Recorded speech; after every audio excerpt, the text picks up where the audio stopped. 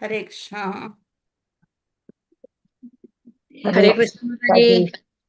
हरे कृष्ण माताजी, प्रणाम। प्रणाम माताजी।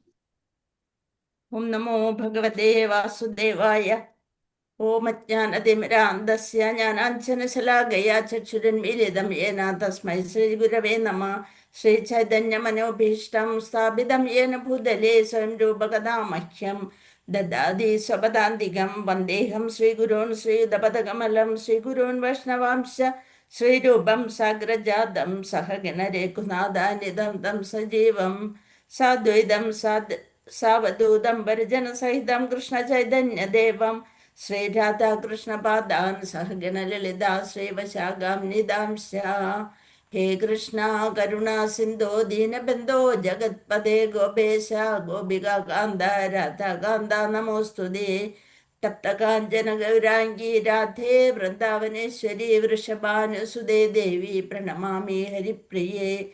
वाञ्छाकल्पतरुभ्यश्च कृपासिन्धुभ्य एव च पतितानां पावनेभ्यो वैष्णवेभ्यो नमो नमः। नमो विष्णुपादाय कृष्णपृष्ठाय भूतले श्रीमते जयपताकस्वामिनिधि नामिने। नमाचार्यपादाय निताय कृपाप्रदायिने गौरगदामदाय नगरग्रामतारिणे। नमो विष्णुपादाय कृष्णपृष्ठाय भूतले श्रीमते भक्तिवेदान्त स्वामिनिधि नामिने। नमस्ते सारस्वते देवे गौरवाणी प्रचारिणे निर्विशेष शून्यवादी पाश्चात्य देशतारिणे। जय श्री कृष्ण चैतन्य प्रभु नित्यानंद श्री अद्वैत गदाधर श्रीवासादि गौरभक्तवृंद। हरे कृष्णा कृष्ण कृष्ण हरे हरे, हरे राम राम राम हरे हरे। हरे कृष्णा कृष्ण कृष्ण हरे हरे, हरे राम राम राम हरे हरे। हरे कृष्णा कृष्ण कृष्ण हरे हरे, हरे राम राम राम हरे हरे। അന്താരാഷ്ട്ര കൃഷ്ണ ബോധ സമിതി മാംഗ്ലൂരു ശ്രീ ശ്രീ രാധാ ഗോവിന്ദ മന്ദിർ ഷോർട്ട് ഭാഗവതം ക്ലാസ്സിലേക്ക് എല്ലാവർക്കും സ്വാഗതം. ഹരേ കൃഷ്ണ. ജയ ജയ ഭാഗവത ദേവാ ജയ ജയ ഭാഗവത, ജയ ജയ രാധാ കൃഷ്ണ സ്വരൂപ ജയ ജയ ഭാഗവത ദേവാ ജയ ജയ ഭാഗവത। जय जगदीश हरे कृष्ण जय जगदीश हरे, जय गुरु मारुत मंदिर नाथ जय जगदीश हरे। देवा जय जगदीश हरे। निगमकल्पतरोर्गलितं फलं सुखमुखादमृतद्रव संयुतं पिबत भागवतं रसं मुनिः मुहुरहो रसिका मुनिभावुकाः। नारायणं नमस्कृत्यं नरं चैव नरोत्तमं देवीं सरस्वतीं व्यासं ततो जयमुदीरयेत्। नष्टप्रायेषु भद्रेषु नित्यं भागवत सेवया भगवति उत्तमश्लोके भक्तिर्भवति नैष्ठिकी। करोति वाचालं पङ्गुं लङ्घयते गिरिं തമഹം വന്ദേ പരമാനന്ദമാധവം ശ്രീഗുരും ദീനതാരിണം. ഹരേ കൃഷ്ണ കൃഷ്ണ കൃഷ്ണ ഹരേ ഹരേ, ഹരേ രാമ രാമ രാമ ഹരേ ഹരേ. ഹരേ കൃഷ്ണ. എല്ലാവർക്കും പ്രണാമം. ഹരേ കൃഷ്ണ. സ്വാഗതം. ഹരേ കൃഷ്ണ. ഹരേ കൃഷ്ണ. എല്ലാരും വീഡിയോ ഒക്കെ ഓൺ ചെയ്ത് വെച്ച് നല്ല കുട്ടികളായിട്ടിരിക്കുക കേട്ടോ. എന്നാ നമുക്ക് വേഗം എടുത്ത് പോവാം. ഹരേ കൃഷ്ണ. ശ്ലോകം 18. ഹരേ കൃഷ്ണ മാതാജി. പ്രണാം മാതാജി. പ്രണാമ മാതാജി. ശ്ലോകം 18. അധാഖ്യാഹി ഹരേർധീമൻ അവതാര കഥാശുഭാഃ ലീലാവിദദ സ്വൈരം ഈശ്വരസ്യാത്മമായയാ. അധ ആകയാൽ, ആഖ്യാഹി വിശദീകരിച്ചു തരിക, ഹരേ ഭഗവാന്റെ, ധീമൻ അല്ലയോ വിവേകശാലിൻ, അവതാര അവതാരങ്ങൾ, കഥാഹ കഥകൾ, ശുഭാഹ മംഗളകരമായ, ലീല ലീലകൾ, വീരകൃത്യങ്ങൾ ലീലകൾ അല്ലെങ്കിൽ വീരകൃത്യങ്ങൾ, വിദദദ നിർവഹിച്ചു, സ്വൈരം വിഹാരങ്ങൾ, ഈശ്വരസ്യ പരമനിയന്താവിന്റെ ആത്മാ സ്വന്തം, മായയ ശക്തികൾ. ഇനി വിവർത്തനം നോക്കാം. അല്ലയോ വിവേകിയായ സൂതഗോസ്വാമി. സൂതഗോസ്വാമി എങ്ങനെയുള്ള ആളാണ്? വിവേകമുള്ള ആളാണ്. പരമപുരുഷനായ ഭഗവാന്റെ ബഹുവിധങ്ങളായ അവതാരങ്ങളുടെ അതീന്ദ്രിയ ലീലകളെ കുറിച്ച് ദയവായി ഞങ്ങൾക്ക് വർണ്ണിച്ചു തന്നാലും. പരമനിയന്താവായ ഭഗവാന്റെ അവണ്ണമുള്ള മംഗളകരമായ വീരസാഹസ കൃത്യങ്ങളും ലീലകളും അദ്ദേഹത്തിന്റെ അന്തരംഗ ശക്തികളാലാണ് നിർവഹിക്കപ്പെടുന്നത്. ഭഗവാന് 2 ശക്തികളുണ്ട്. ഒന്ന് ബഹിരംഗ ശക്തി, ഒന്ന് അന്തരംഗ ശക്തി. അന്തരംഗ ശക്തികളെ കൊണ്ടാണ് ഭഗവാൻ തന്റെ ലീലകളെയൊക്കെ, വീരസാഹസ കൃത്യങ്ങളും ലീലകളും ഒക്കെ നിർവഹിക്കപ്പെടുന്നത് അന്തരംഗ ശക്തികൾ കൊണ്ടാണ്. ഭാവാർത്ഥം നോക്കാം. ഭൗതിക ലോകങ്ങളുടെ സൃഷ്ടി സ്ഥിതി സംഹാരം 3 നടത്തുന്ന ഭഗവാൻ തന്നെയാണ്. ആ സൃഷ്ടി സ്ഥിതി സംഹാരങ്ങൾക്കായി പരമപുരുഷനായ ഭഗവാൻ സ്വയം അനേക സഹസ്രാവതാരങ്ങൾ, നമ്മൾ ഇന്നലെ തന്നെ പറഞ്ഞു, വെറും 10 അവതാരങ്ങളല്ല, കടലിലെ തിരമാലകൾ അല്ലെന്നുണ്ടെങ്കിൽ ഓരോ ഇതുകൾ പോലെ ധാരാളം അവതാരങ്ങളുണ്ട്. സഹസ്രാവതാരങ്ങളിൽ പ്രത്യക്ഷപ്പെടുന്നു. എപ്പോഴൊക്കെ? യഥാഹി ധർമ്മസ്യ ഗ്ലാനിർഭവതി ഭാരത അഭ്യുത്ഥാനമധർമ്മസ്യ സൃജാത്മ്യഹം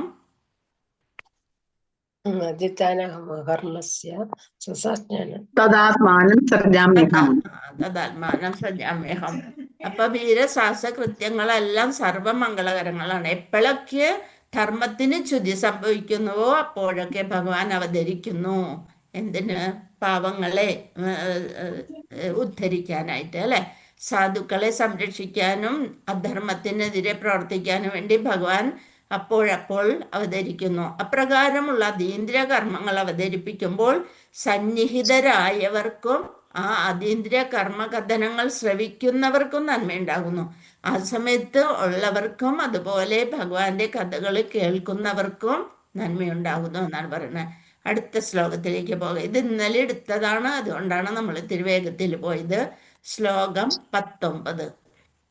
വയം തൂ ന വിദൃപ്യാമ ഉത്തമ ശ്ലോക വിക്രമേ യശൃണ്ണുദാം രസജ്ഞാനാം സ്വാദ് സ്വാദ് പദേ പദേ. ഇത് ഈസി ആയിട്ടുള്ള ശ്ലോകമാണ്. വയം തൂ ന വിദൃപ്യാമ ഉത്തമ ശ്ലോക വിക്രമേ. ചൊല്ലിക്കൊള്ളൂ. വയം തൂ ന വിദൃപ്യാമ ഉത്തമ ശ്ലോക വിക്രമേ രസജ്ഞാനാം സ്വാദ് സ്വാദ് പദേ പദേ. ശ്ലോക വിക്രമേ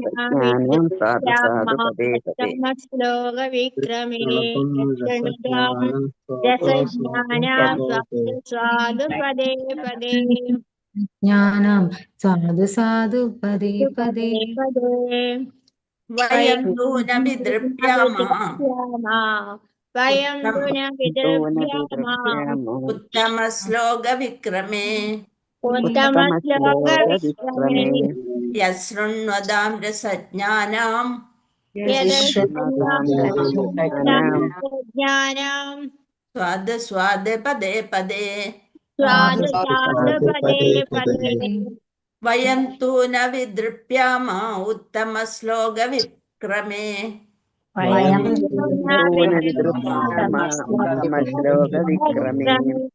യശൃണ്വതാം രസജ്ഞാനാം സ്വാദ് സ്വാദ് പദേ പദേ.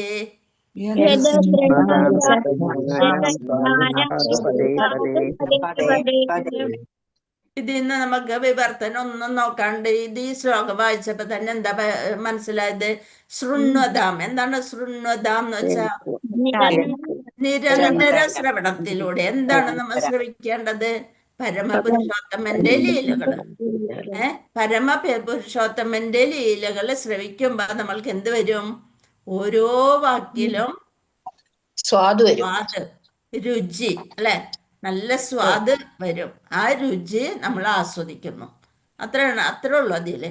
വയം എന്ന് വെച്ചാൽ ഞങ്ങൾ, തു എന്നാൽ, ന ഇല്ല, വിദൃപ്യാമ വിശ്രമിക്കും, ഉത്തമ ശ്ലോക അതീന്ദ്രിയ പ്രാർത്ഥനകളാ പ്രകീർത്തിക്കപ്പെടുന്ന പരമ ദിവ്യോത്തമ പുരുഷൻ ഭഗവാൻ എപ്പോഴും നമ്മ ഓം നമോ ഭഗവതേ വാസുദേവായ, അതേപോലെ എന്താണ് വസുദേവപുത്രൻ, പിന്നെന്താ പറയാ ദേവകി പുത്രൻ, അങ്ങനെയൊക്കെ രാധാകൃഷ്ണൻ, ഭക്തരുടെ പേര് കൂട്ടിച്ചേർത്ത് പറയണൊക്കെ മൂപ്പർക്ക് നല്ല ഇഷ്ടമാണ്. അങ്ങനെ ഉത്തമ പുരുഷന്റെ പേരും അതേപോലെ വീരകഥകളൊക്കെ നമ്മൾ ശ്രവിക്കുമ്പോൾ നമുക്ക് സ്വാദ് സ്വാദ് പതേ പതേ. ഇപ്പൊ നമ്മള് ഒരു 7:20 7:10 കഴിഞ്ഞപ്പോഴത്തേനും കയറി. അപ്പോഴത്തേനും എന്താണ് വസ്ത്രമാതാജൊക്കെ ഇരുന്ന് ശ്ലോകം വായിക്കായിരുന്നു. അപ്പൊ എന്താണ് നമുക്കത് വായിക്കാനൊരു താല്പര്യം വരികയാണ്, അല്ലെ? ഓരോ ശ്ലോകം ഒന്ന് വായിച്ചായിരുന്നു, ഒന്ന് കിട്ടുകയാണെങ്കിലോ എന്ന് വിചാരിച്ചുകൊണ്ട് ഭയങ്കര സ്വാദ് വരികയാണ്, രുചി. ഇത് പുസ്തകം വാങ്ങിച്ച് പൂജാമുറിയില് പട്ട് പതപ്പിച്ച് വെക്കരുത് കേട്ടാ. ഹരേകൃഷ്ണ എടുത്ത് ഡെയിലി വായിച്ച ഒരു ശ്ലോകമെങ്കിലും വായിച്ച് അതിന്റെ ഭാവാർത്ഥവും വിവർത്തനവും ഒന്ന് വായിച്ചാല് ശ്രീല പ്രഭുപാദരോട് ചെയ്യണ ഏറ്റവും വലിയ പുണ്യായിരിക്കും. അപ്പൊ ആ ഭക്തന്റെ അനുഗ്രഹവും കിട്ടും. ഭക്തന്റെ അനുഗ്രഹം കിട്ടിയാൽ ഉടനെ ആരും കൂടെ വരും? ഭഗവാൻ. അപ്പൊ നമ്മളുടെ ഇനിയുള്ള സമയം നമ്മൾ തീരാറായി തുടങ്ങി. ഇനിയുള്ള സമയം ഒരു ശ്ലോകമെങ്കിലും ഒരു ദിവസം വായിക്കാനായിട്ട് ഭഗവാൻ അവസരം തരട്ടെ. ഹരേ കൃഷ്ണ. വിവർത്തന സ്തോത്രങ്ങളാലും പ്രാർത്ഥനകളാലും പ്രകീർത്തിക്കപ്പെടുന്ന പരമദിവ്യോത്തമ പുരുഷന്റെ അതീന്ദ്രിയ ലീലകൾ ശ്രവിച്ച് ഞങ്ങൾക്ക് ഒരിക്കലും മടുപ്പുണ്ടാകുന്നില്ല. അതങ്ങനെയല്ലേ? നമ്മള് എല്ലാ കൊല്ലവും ദാമോദര ലീല കേൾക്കുന്നുണ്ട്. എത്ര കേട്ടാലും ആ കഥ കേട്ടാല് ആദ്യമായിട്ട് കേൾക്കണ പോലെയാണ് തോന്നുക. അതേപോലെ നരസിംഹ ഭഗവാന്റെ ഡെയിലി നമ്മൾ കേൾക്കണമെങ്കിലും അത് പിന്നെയും കേൾക്കുമ്പോഴേ അത് പറയല്ലേ എന്ന് പറയാൻ പറ്റൂല നമുക്ക്. അതൊക്കെ അപ്പോഴും പുതുമയാണ് വരിക. അതീന്ദ്രിയ ലീലകൾ ശ്രമിച്ച് ഞങ്ങൾക്ക് ഒരിക്കലും മടുപ്പുണ്ടാകുന്നില്ല. അതേസമയം ഭൗതികതയിലുള്ളതാണെന്നുണ്ടെങ്കിൽ എന്തായിരിക്കും? നമുക്കത് മടുക്കും. നമ്മൾ പറഞ്ഞു, ഇപ്പൊ ഒരു സാരി നല്ല ഇഷ്ടമായിട്ട് നമ്മൾ നല്ല കുറേ വില കൊടുത്ത ഒരു സാരി വാങ്ങിച്ച് ഒരു 2 പ്രാവശ്യം 3 പ്രാവശ്യം എടുത്തു കഴിയുമ്പോഴേക്കും ഓ ഇതെന്താ, ഇനി ഇതിവിടെ ഇരിക്കട്ടെ, അതിനൊന്ന് അളവാടെ പിന്നിലേക്കൊന്ന് നീക്കി വെക്കും. ഫ്രണ്ടിൽ കാണുമ്പോ എടുക്കണ്ടെന്ന് വിചാരിച്ചുണ്ട്. അപ്പോഴത്തേക്കും നമുക്ക് മടുപ്പ് തോന്നി തുടങ്ങി. അങ്ങനെയാണ് അല്ലേ? പിന്നെ വീട്ടുകാരെയൊക്കെ മടുക്കാണ്ട് നമ്മൾ കൊണ്ട് നടക്കണം. അപ്പൊ പിന്നെ അതിലൊന്നും ഒരു കോംപ്രമൈസും ഇല്ല.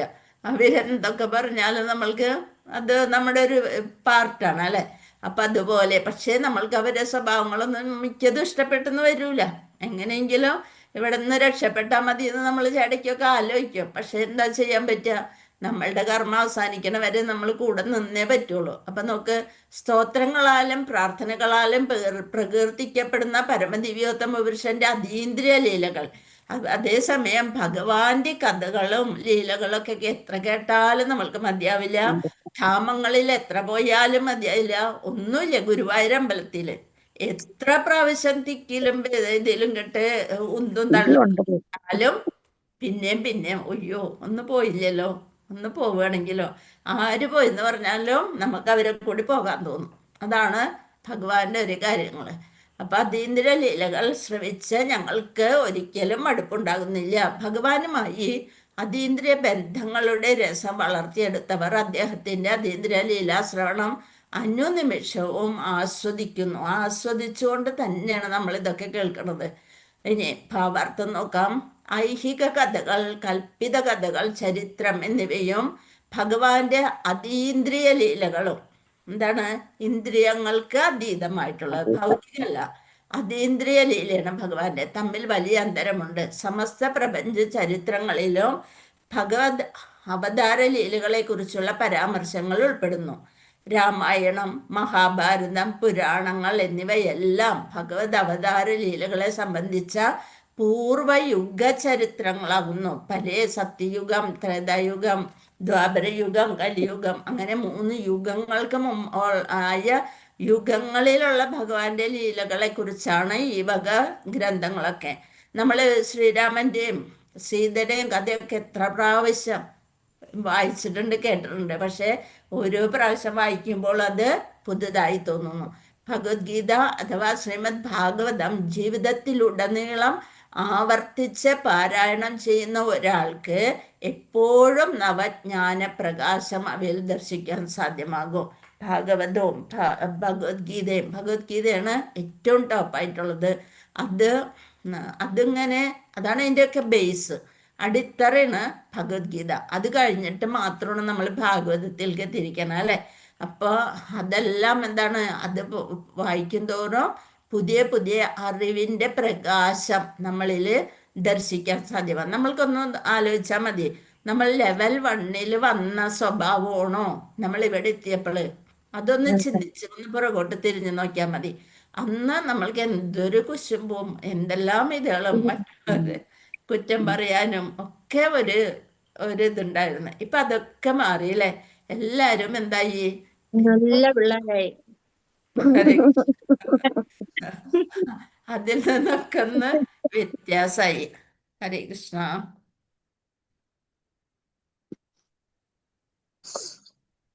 ഒരു മിനിറ്റ് മാതാജി. ഹരേ കൃഷ്ണ.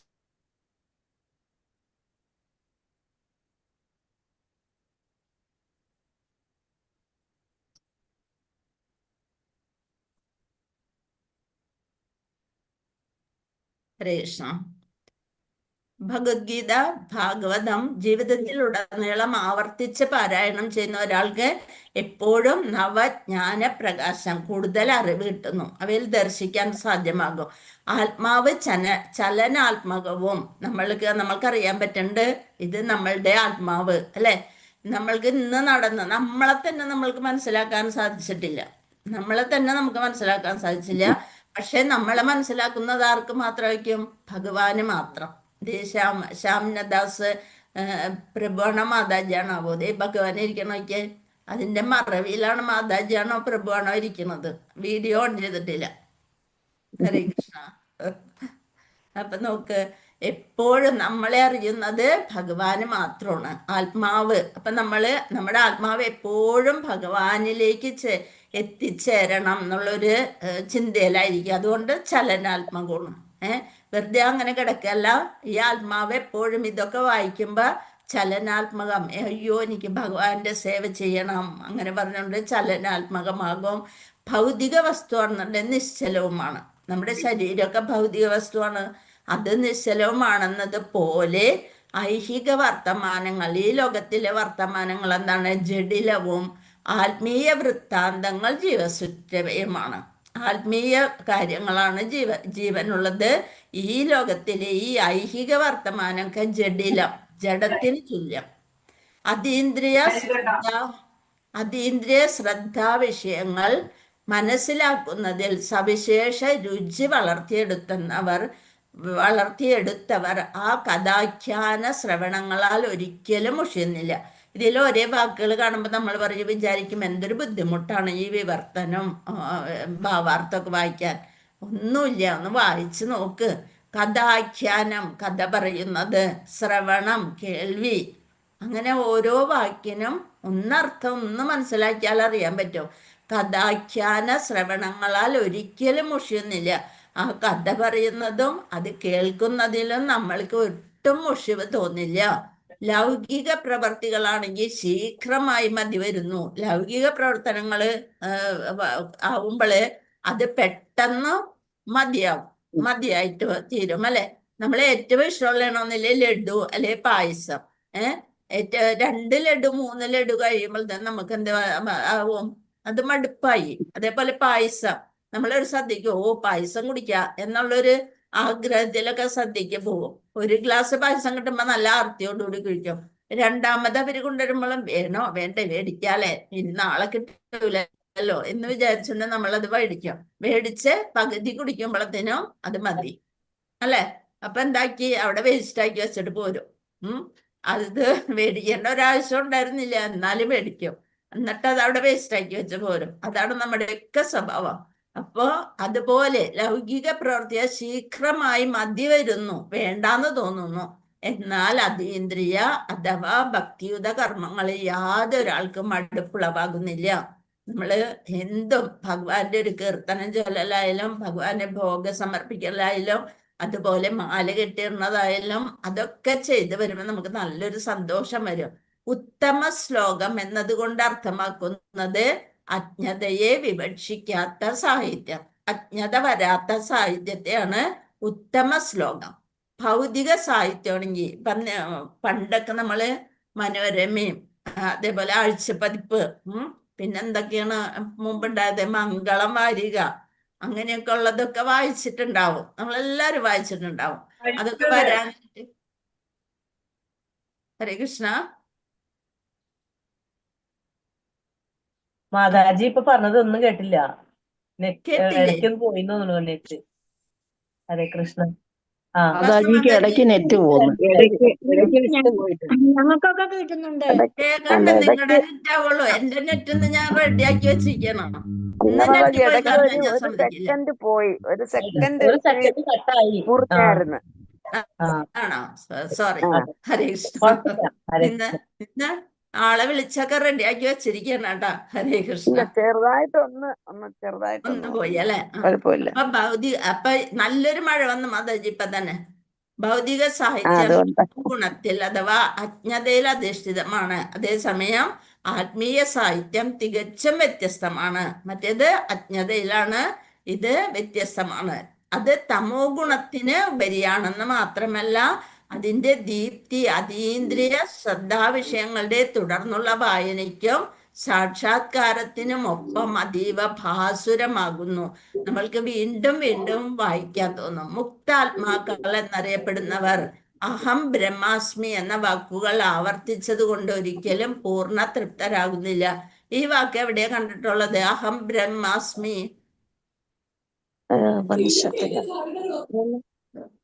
എവിടെയാ? അഹം ബ്രഹ്മാസ്മി മലയ്ക്ക് പോയിട്ടുള്ളവർ കണ്ടിട്ടുണ്ടാവും. അവിടെ തത്വമസി,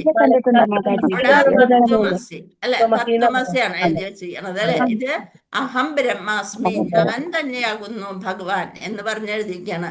ആ വാക്കുകൾ ആവർത്തിച്ചുകൊണ്ട് ഒരിക്കലും പൂർണ്ണ തൃപ്തരാകുന്നില്ല. അവണ്ണമുള്ള കൃത്രിമ ബ്രഹ്മ സാക്ഷാത്കാരം ആവർത്തന വിരസമായി തീരുകയാൽ യഥാർത്ഥ ആനന്ദം ആസ്വദിക്കുവാൻ അവർ ശ്രീമദ് ഭാഗവത ആഖ്യാന വർണ്ണനകളിലേക്ക് ശ്രദ്ധ തിരിക്കുന്നു. വെറുതെ പറയണ ഞാൻ ബ്രഹ്മമാണ് എന്നുള്ളത്. പക്ഷെ ഭഗവാൻ എന്താണ്? ഒരു വ്യക്തിയാണ്. ഭഗവാനില് വ്യക്തിത്വമുണ്ട് അല്ലെ. ശ്രീമദ് ഭാഗവത ആഖ്യാന വർണ്ണനകളിലേക്ക് ശ്രദ്ധ തിരിക്കുന്നു. അത്രത്തോളം ഭാഗ്യവാന്മാരല്ലാത്തവർ പരോപകാരത്തിലും ലോകോപകാര പ്രവർത്തനങ്ങളിലും ഏർപ്പെടുന്നു. ഇനി ചിലര് സാമൂഹ്യ നന്മ ചെയ്താല് ഭഗവാനിലേക്ക് എത്തിപ്പെടാം എന്നൊക്കെ പറഞ്ഞ അവർക്ക് ഭഗവാൻ എന്നുള്ളൊരു കൺസെപ്റ്റ് ഇല്ല. അവരെന്താണ്? മറ്റുള്ളവരെ സഹായിച്ച് ഇങ്ങനെ തീരും. അല്ലാണ്ട് ഈ കല്ലും മണ്ണും ഇതൊന്നും പൂജിച്ചിട്ട് കാര്യമില്ല എന്നും പറഞ്ഞ് നടക്കും ചിലര് അല്ലെ. അത് ഭഗവാനെ പറ്റി അറിവില്ലാത്ത അങ്ങനെയുള്ള കാരണം മായാവാദ ദർശനം ഭൗതികവും ഭഗവത്ഗീത ഭാഗവത ദർശനങ്ങൾ അതീന്ദ്രിയവുമാണെന്ന് ഇത് അർത്ഥമാക്കുന്നു. അവര് മായാവാദികൾ എന്ന് വെച്ചാല് ഭഗവാൻ ഉണ്ടെന്നുള്ളൊരു ഇതില്ല അവർക്ക്. ഞാൻ തന്നെ ഭഗവാൻ എന്നുള്ളൊരു മട്ടിയിലാണ് നടക്കുന്നത്. ഇനി ശ്ലോകം 20 നോക്കാം നമുക്ക്. പിന്നുള്ള സമയം ഉണ്ടാവും അല്ലെ? ഒരു ശ്ലോകം കൂടി നോക്കാം അല്ലെ? ഹരേ കൃഷ്ണ. ഈ കഴിഞ്ഞ ശ്ലോകം മനസ്സിലായല്ലോ? മനസ്സിലായി മാതാജി. ആ, ഹരേ കൃഷ്ണ. ഇനി 20 നോക്കാം നമുക്ക്.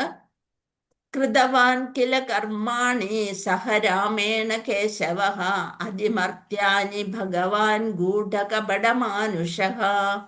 കൃതവാൻ കില കർമാണി സഹ രാമേണ കേശവഃ അതിമർത്യാനി ഭഗവാൻ ഗൂഢകപടമാനുഷഃ. എന്ന് വായിക്കാം നമുക്ക്. കൃതവാൻ കില കർമാണി കൃതവാൻ കില കർമാണി സഹ രാമേണ കേശവഃ രാമേണ അതിമർത്യാനി ഭഗവാൻ ഭഗവാൻ ഗൂഢകപടമാനുഷഃ. കപടമാനുഷ. കൃതവാൻ കില കർമാണി സഹ രാമേണ കേശവഃ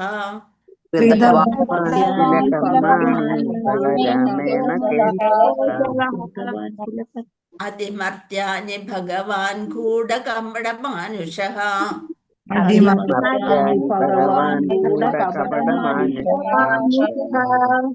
നമുക്ക് അതിന്റെ അർത്ഥം ഒന്ന് നോക്കാം. കൃതവാൻ നിർവഹിക്കപ്പെട്ടു, കില എന്ത്, കർമാണി കർമ്മങ്ങൾ, സഹ ഒരുമിച്ച്, രാമേണ ബലരാമൻ. ആരെ പറ്റിയാണ്? ബലരാമൻ. കേശവഃ ശ്രീകൃഷ്ണൻ.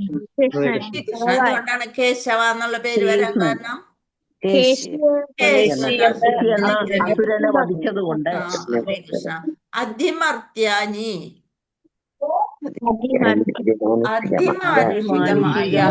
അതിമാനുഷികമായ ഭഗവാൻ പുരുഷൻ, ഗൂഢഃ മറയ്ക്കപ്പെട്ട, കപട കപടമായ, മാനുഷഃ മനുഷ്യൻ. നമുക്ക് വിവർത്തനം നമ്മൾ നോക്കാം. വിവർത്തനം ബൈ ശ്രീല പ്രഭുപാദ്. ശ്രീല പ്രഭുപാദിക്ക് ജയ്. പരമദിവ്യോത്തമ പുരുഷനായ ശ്രീകൃഷ്ണ ഭഗവാൻ ബലരാമനുമൊത്ത്. ആരാണ് ബലരാമൻ? ഭഗവാന്റെ തന്നെ, വസുദേവന്റെ തന്നെ പുത്രനാണ്. പക്ഷെ അമ്മ രണ്ടാണ് അല്ലെ? ഏത് അമ്മയിലുള്ളതാണ്? ബലരാമന്റെ അമ്മയുടെ പേര് രോഹിണി. രോഹിണി മാതയിലുള്ളതാണ്. രോഹിണിയിലുള്ളതാണ്. ബലരാമനുമൊത്ത് മനുഷ്യനെ പോലെ കളിയാടുകയും നിഗൂഢമായി പല അമാനുഷിക കർമ്മങ്ങൾ നിർവഹിക്കുകയും ചെയ്തു. ദ്വാപരയുഗത്തില് ഭഗവാൻ അവതരിച്ചു. അപ്പൊ കൂടെ ആരും കൂടി വന്നിരുന്നു? ജ്യേഷ്ഠനായിട്ട് ബലരാമൻ വന്നു. അതും ദേവകിയുടെ ഗർഭത്തിൽ തന്നെ ആയിരുന്നു. എന്നിട്ട് എന്ത് ചെയ്തു? അത് രോഹിണിയുടെ ഗർഭത്തിലേക്ക് മാറ്റി അവിടെ യോഗമായന് കൊണ്ടുവന്നു. എന്നിട്ട് ശരിക്കും അതാണ് അനന്തശേഷന്റെ അവതാരമായിട്ടാണ് ബലരാമൻ വന്നത്. അത് അപ്പൊ ഇത്രയും ബലമുള്ളത് കൊണ്ട് അപ്പൊ നമ്മുടെ വസുദേവര് നന്ദഗോപരുടെ വീട്ടിലായിരുന്നു രോഹിണീനെ താമസിപ്പിച്ചിരുന്നത്. നന്ദഗോപരുടെ വീട്ടില്. അപ്പൊ നന്ദഗോപര് വന്ന് നമ്മുടെ വസുദേവരോട് പറയാണ്, അവൻ കൈ പിടിച്ചാലൊന്നും കിട്ടില്ല, എൻ്റെ കൈയൊന്നും അവന്റെ കയ്യിൽ നിന്ന് കൂടി കിട്ടില്ല എന്ന് പറഞ്ഞു. അപ്പൊ പേരെന്തിട്ട്? ബലരാമൻ. ഇത്രയും ബലമുള്ളത് കൊണ്ട് ബലരാമൻ എന്ന് പേരിട്ടല്ലേ. ബലരാമന് മൊത്ത മനുഷ്യനും എന്ന് വെച്ചാല് ഭർത്താവ് എവിടെയാണ്? കാരാഗൃഹത്തിലാണ്. അപ്പൊ എങ്ങനെയാണ് രോഹിണി മാതാജിക്ക് ഈ ബലരാമൻ ഉണ്ടാവണേ എന്നുള്ളൊരു ഇത് വരുമല്ലോ.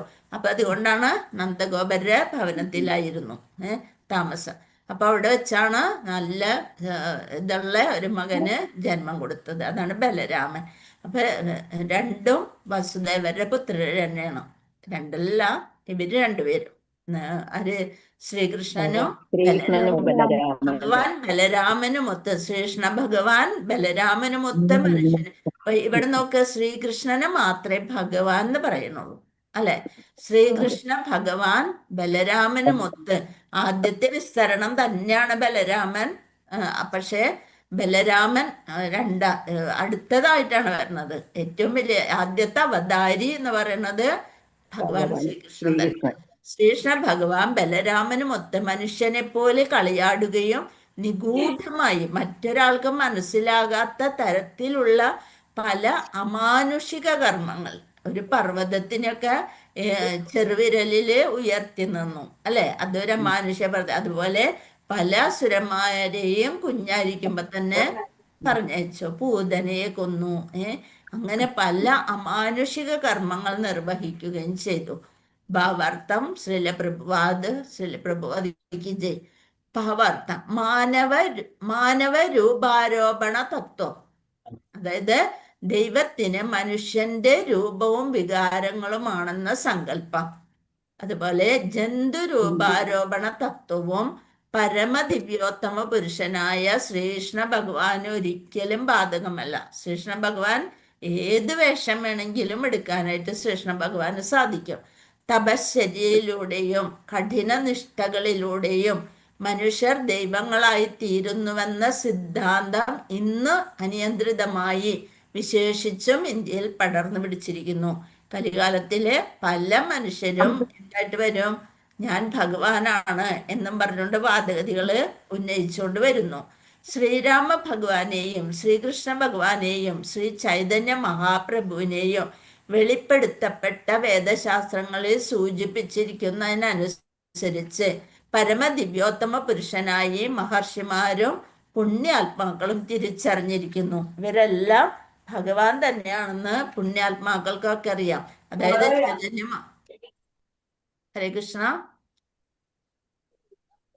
ചൈതന്യ മഹാപ്രഭു 500 വർഷങ്ങൾക്ക് മുമ്പ് ഇന്ന അമ്മയുടെയും സജീദേവിയുടെയും ഒക്കെ ഗർഭത്തില് അവതരിക്കും എന്നൊക്കെ ശാസ്ത്രങ്ങളിൽ തന്നെ എഴുതി വച്ചിരിക്കുന്ന കാര്യങ്ങളാണ്. അപ്പൊ അവരൊക്കെ സാധാരണ പുരുഷന്മാരല്ല എന്നുള്ളത് മഹർഷിമാരും പുണ്യാത്മാക്കളും തിരിച്ചറിഞ്ഞിരിക്കുന്നു.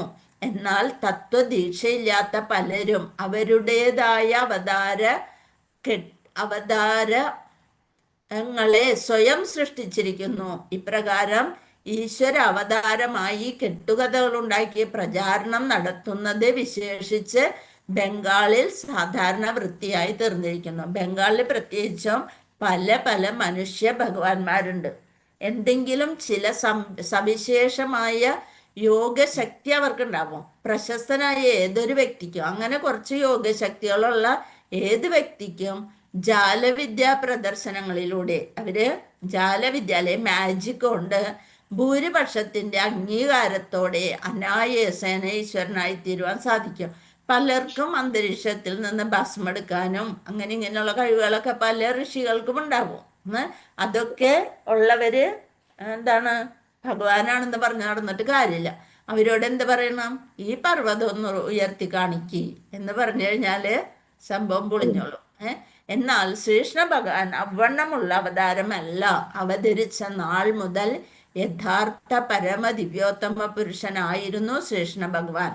ചതുർബാഹു വിഷ്ണു രൂപത്തിലാണ് അമ്മയുടെ ഗർഭത്തിൽ നിന്ന് അവതരിച്ചത്. പിന്നെ ദേവകി അമ്മയുടെ അഭ്യർത്ഥന മാനിച്ച് ഭഗവാൻ സാധാരണ ശിശുവിനെ പോലെ ആവുകയും ഗോകുലത്തിലെ മറ്റൊരു ഭക്തയ്ക്കായി, അതാരാണ് ആ ഭക്ത? തൽക്ഷണ മാതാവിനെ ഉപേക്ഷിക്കുകയും ചെയ്തു. ഏതാണ് ആ ഭക്ത? അപ്പൊ നമ്മൾക്ക് ഇന്ന് ഇവിടെ നിർത്താം. യശോദ മാതാക്ക് ജയ്. ഹരേ കൃഷ്ണ. ഭക്ത എന്ന് പറയുമ്പോ അല്ലെ നമ്മളൊരു ജയ് പറയട്ടെ? ഹരേ കൃഷ്ണ. പതിദാനം പാവനേഭ്യോ വൈഷ്ണവേഭ്യോ നമോ നമഃ. അനന്തകോടി വൈഷ്ണവ ഭക്തവൃന്ദ പ്രഭുപാദിക്ക് ജയ്. മിഠായി ഗൗര പ്രമാനന്ദേ. ഹരി ഹരി ബോൽ. എല്ലാ